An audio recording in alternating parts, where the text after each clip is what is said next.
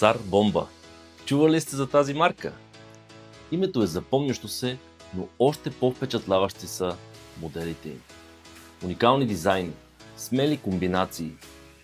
В България лицето на Цар Бомба е Карло Сесар, а по света марката вече е популярна и сред редица известни личности. Днес ще ви покажа един от моделите, който според мен най-добре показва какво представлява Цар Бомба.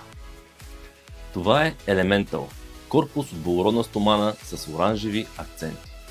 Циферблатът е скелетонизиран и разкрива интересни детайли от механизма, а оранжевите елементи дават на часовника много характерна визия.